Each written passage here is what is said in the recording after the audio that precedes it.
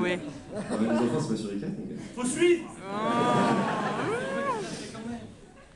C'est toi qui l'as fait quand même, donc. Donc est-ce que je vais faire d'autres vidéos? Voilà. Oui.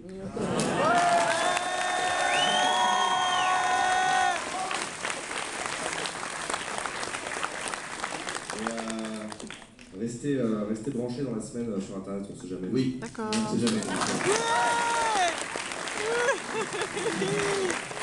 Ah. Jeudi. Donc, d'autres questions? Qu'est-ce qui se passe jeudi, François? Et je peux te poser une question. C'est sur le DVD, c'est sur le DVD aussi. Hein. Oui, chemise rouge. Juste une question pour Raph, mais combien de temps pour te coiffer le matin?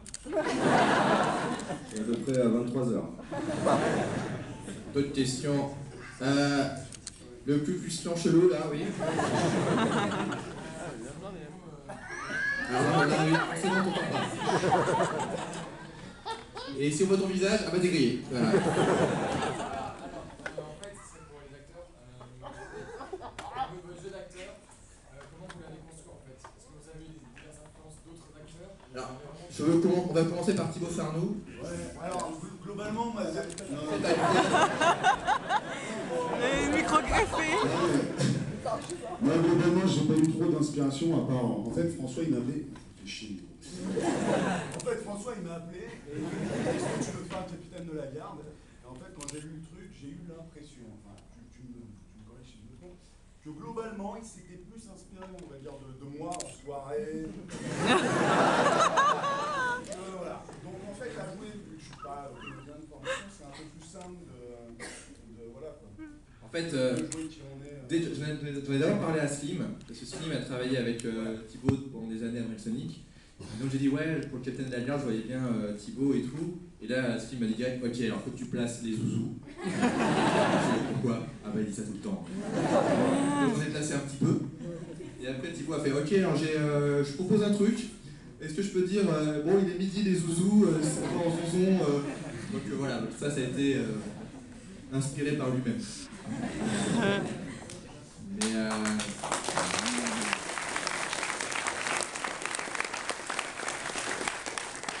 et moi je pense que Thibaut c'est un des comédiens les moins exploités. Voilà. Vous avez pu le voir dans des petites vidéos récemment de moustache, il a toujours des petits rôles bien marrants, etc.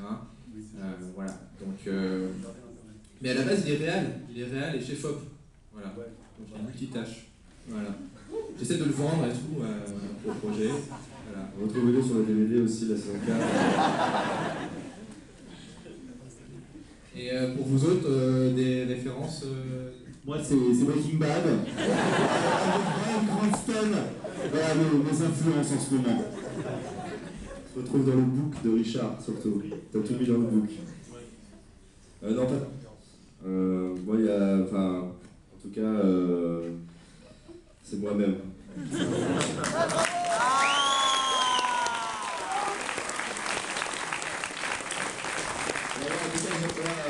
J'aime bien Seth Rogen et Jonah Hill parce qu'ils sont gros et du coup je m'identifie beaucoup. Oh non, non. Ok.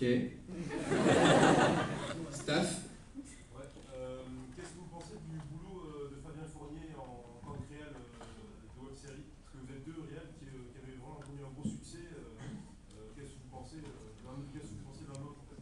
L'avantage, moi je ne m'identifie pas à son travail dans le sens, je n'essaie pas de lui dire je fais la même chose parce que pour le coup, l'avantage de Noob c'est qu'ils ont un système qui fonctionne vraiment pour eux et tout ça. Et franchement, ce qu'ils ont fait c'est incroyable quoi. Mais ils font tout seuls. Et moi je ne ferai jamais ça quoi. Et ça ne veut pas dire que je dis que je considère que je suis supérieur à lui. C'est juste qu'on a un système différent et c'est ça l'avantage d'Internet. C'est qu'il n'y a pas encore des règles très préétablies, il n'y a pas un système. C'est chacun peut faire son système de financement, son système de production, de scénario, etc., d'univers. Et donc moi, je trouve ça vachement enrichissant de voir ce qu'il fait, mais je me dis pas putain faut que je fasse ça, putain faut que je fasse ça, puisque c'est très différent quoi. Ce qu'il fait avec le crowdfunding, par exemple, c'est un truc que j'aurais jamais fait. Parce que c'est une charge de pression monstrueuse. Et d'ailleurs, si vous le suivez sur Facebook, putain mais le mec, je le plains quoi, vraiment, quoi. C'est très compliqué pour lui de gérer autant de stress, autant de charge de boulot, etc. Donc dont je l'admire pour ce qu'il fait, mais je ne ferai pas ce qu'il fait. Voilà.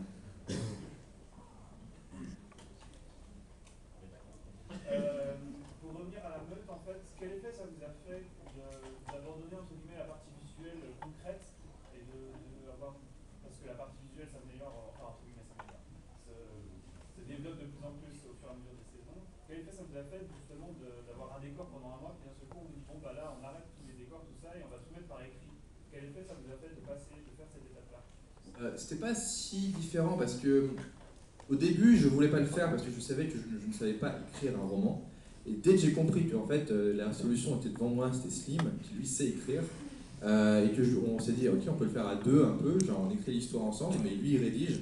Donc ce qui fait que la partie mise en scène, c'est Slim en fait. C'est lui qui met en image et tout, etc., avec des mots. Mais moi, pour moi, enfin, déjà moi, j'ai toujours lu des romans de science-fiction quand j'étais jeune. Mon premier rêve, c'était d'être romancier en fait. C'est-à-dire que, au début, je voulais être romancier quand j'étais gamin.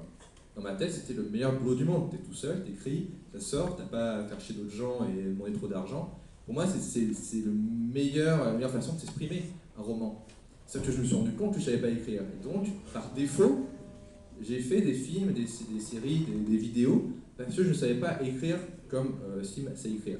Donc pour moi, ça a toujours été un but en soi de faire un roman un jour, mais je ne savais pas comment le faire. Et là, l'astuce a été évidente, et c'est un plaisir pour moi de participer à l'écriture du roman sans avoir vraiment à l'écrire. Là, j'ai lu, Slim m'a envoyé donc la fin là, de l'épisode 5, je l'ai lu. Pourtant, on l'avait développé ensemble point par point, quoi, mais j'étais à fond, quoi.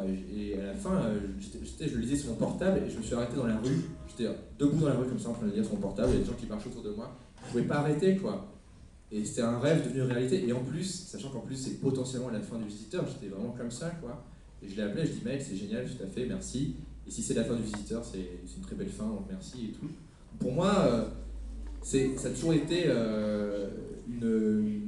un truc que je voulais faire, quoi, un roman, quoi. Donc c'est pas un sous-produit, quoi. C'est pas un truc genre on fait un roman parce qu'on n'a pas d'argent, quoi. Voilà. Alors d'autres questions? Alors oui, je vois que oui. Est-ce que je peux poser la même question, mais aux autres Par rapport à la... Par rapport, en fait, parce que je vais passer du coup sur quelque chose. Vous continuez un petit peu du coup travailler sur la meute avec Slim, mais les autres du coup ont totalement arrêté le Visiteur. Non, je joue dans le roman.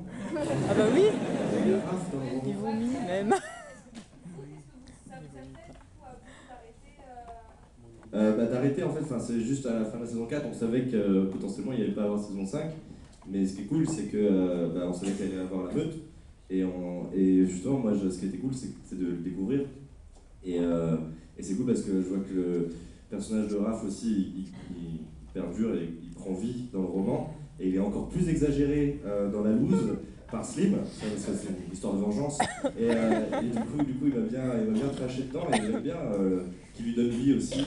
Parce que bah oui, Slim du coup interprète tous les personnages, du coup les retranscrit avec sa vision, etc. Donc non, c'est un plaisir de lire tout ça et de voir en effet, en lisant, oui, on n'aurait pas pu le faire, ça. C'est trop méta, c'est trop ouf. Et du coup moi j'envoie souvent des textos en lisant le bouquin à Slim en mettant des citations et en mettant t'es un connard. Donc non, c'est plus un plaisir. Ludo? Pour moi, l'aventure s'arrête jamais parce que l'aventure est disponible en DVD, saison 4. Vous pouvez vous acheter au stand là-bas. Merci à tous.